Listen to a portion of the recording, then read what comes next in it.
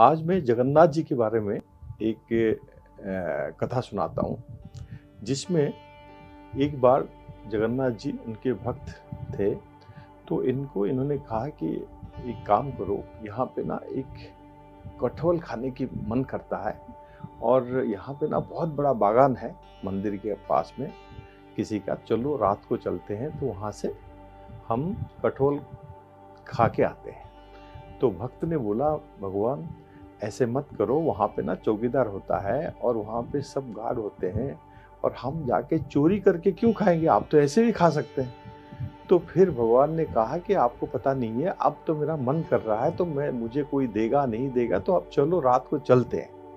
तो भक्त ने, और अब रास्ता ही नहीं मिला था, तो इन्होंने कहा कि ठीक है, जब जगन्नाथ जी बोल रहे हैं तो चलो रात को चलते हैं। तो इन्होंने क्या किया कि साथ में उस बागान में घुस गए। तो जब वहाँ चले गए तो जगन्नाथ जी ने कहा कि भाई तुम ऊपर चढ़ो, चढ़ के वहाँ से कटहल लेके आओ। तो ये जो ऊपर चढ़ा, इतने में जो वहाँ पे चौकीदार था वो आवाज़ करते हुए भागा।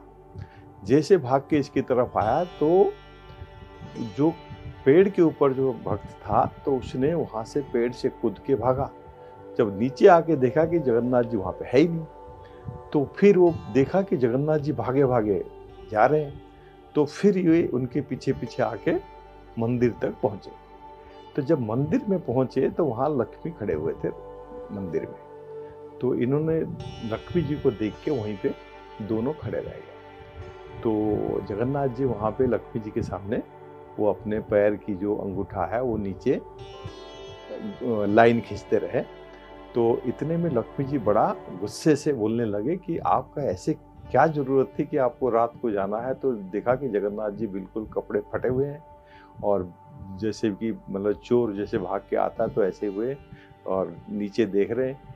और इसमें इन्होंने क्या किया, लक्ष्मी जी ने उस भक्त को बहुत सारे डांटा। डांटने के बाद इनको श्राप दिया कि तुम हमारे जगन्नाथ जी को, भगवान को गुमराह करके इनको चोरी करने में मजबूर किया, तो इसीलिए मैं श्राप देती हूँ कि तुम्हारा जो डेथ है, मौत है, तुम इन जो हमारा श्री क्षेत्र के परिधि के मतलब एरिया के अंदर आपका मृत्यु नहीं हो सकती, क्योंकि ये कहा जाता है कि जैसे भी जिसका भी मृत्यु होता है, अगर उस एरिया के अंदर होता है तो वो मुख्य पाता है। तो फिर ये बड़ा दुखी हुआ, जगन्नाथ जी बड़ा दुखी हुए। तो फिर बात उस दिन ख़त्म हो गई। कुछ दिन के बाद क्या हुआ कि उस भक्त ने वो घूमने के लिए मतलब बाहर मथुरा वृंदावन वहाँ पे चले गए। तो जब मथुरा वृंदावन वहाँ पे चले गए तो उधर तो इनको पता लगा कि जो इतना दूर है तो जगन्नाथ जी को बिना देखे वो इतना दिन कैसे रहेंगे। जब वापस आ रहे थे तो इनका एक्चुअली तबीयत खराब हो गया। तो वाकई में जो श्री क्षेत्र के बाहर, जो मंदिर से दूर, तो वो उनका प्राण निकलने लगा। जब प्राण उनका निकलने लगा तो इन्होंने सोचा कि मुझे जगन्नाथ जी कैसे दर्शन देंगे, मैं कैसे देखूंगा, मरने से पहले तो एक बार देखना चाहिए, नहीं तो मुझे मोक्ष कैसे मिलेगा। तो फिर क्या हुआ, जगन्नाथ जी एक बार फिर उसी टाइम इनको पता लग गया, तो लक्ष्मी जी को बोले, तो एक काम करो, हमें ना एक भक्त याद कर रहा है, तो चलो एक बार हम घूम के आते हैं। तो ऐसे करते करते तो जगन्नाथ जी लक्ष्मी जी को लेके वहाँ पहुँच गए। जब वहाँ पहुँच गए तो उसका वहाँ पे दर्शन करते ही उसकी मृत्यु हो गई। तो फिर लक्ष्मी जी को कुछ समझ नहीं आया, तो पूछे, हे भगवान, आप ये इसी के लिए आप इतने दूर आए? तो फिर जगन्नाथ जी ने इनको बोला कि आपने इनको श्राप दिया था कि मेरे ये श्री क्षेत्र में इनका मृत्यु नहीं होगा। तो जब आपने दिया था तो इनका मृत्यु कैसे हो सकता था श्री क्षेत्र के पास?